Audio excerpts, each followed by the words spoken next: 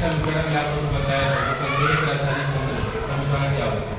संतुलित रासायनिक समीकरण में LHS और RHS दोनों पक्षों में आपका जो परमाणु की जो संख्या को बराबर है।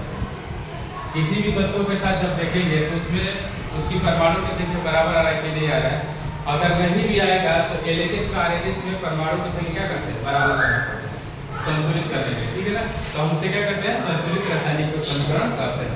अगर दोनों पक्ष बराबर आ गया, LHS बराबर RHS, LHS बराबर क्या होगा, RHS, तो LHS बराबर RHS तभी बराबर हो सकता है जो परमाणु की संख्या तत्वों के साथ देखा जाता है तब देखिए क्या होता है, संतुलित रासायनिक समीकरण होता है।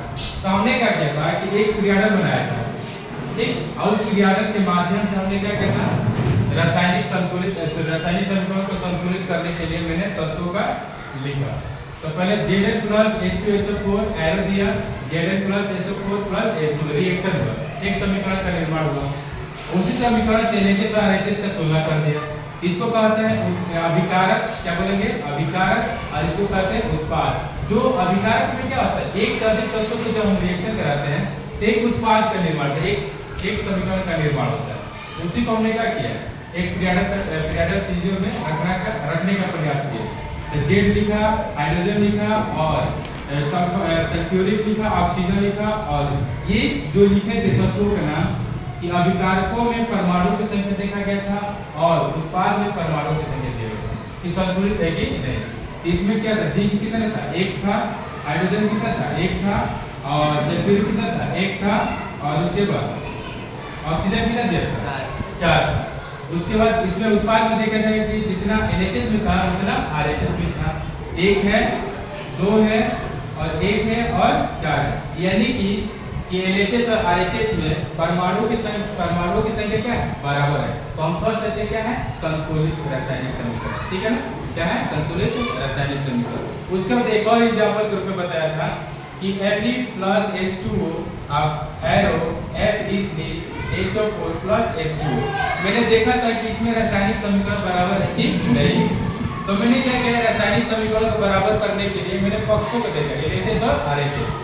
इसमें देखा कि इसमें परमाणु की संख्या 1 है, इसमें कितना दिया RHS में, 3 दिया है, तो मैंने इसमें 3 से गुणा कर दिया LHS में। इस परमाणु की संख्या कितना, 3 हो गया। इसमें हाइड्रोजन देखा था कितना दिया, 2 दिया है, इसमें भी क्या दिया, 2 दिया, और इसमें कितना दिया, ऑक्सीजन 4 दिया, इसमें कितना दिया, 1 दे रहा है ना। 4 से गुणा करेंगे तो हाइड्रोजन भी क्या हो जाएगा, 8 हो जाएगा ना। इसमें भी कितने से गुणा करेंगे, 4 से गुणा तो भी क्या होगा, 8 हो जाएगा। जब LHS में 8, इसमें भी क्या होगा, 8 होना चाहिए। मैंने क्या किया, 4 से गुणा कर दिया, तो हाइड्रोजन भी 8 हो गया, ऑक्सीजन भी 4 हो गया, और इसे तो है ये है, और ये ऑक्सीजन 4 ये है, और इसे हमने 4 से 4 को लिखा 8। तो देखो तो LHS बराबर RHS, समीकरण बराबर है, परमाणु की संख्या बराबर हो गया, ये क्या होगा, संतुलित हो गया। मैंने पीरियड में रख दिया। तत्वों का Fe आयरन होता है और हाइड्रोजन ऑक्सीजन। Fe कितने दिए थे, 3 LHS में, तो ये RHS में भी कितने दिया, 3 ही दिया है, और हाइड्रोजन कितना दिया, 8, इसमें भी क्या, ऑक्सीजन में कितना था, 4, और इसमें भी ऑक्सीजन 4।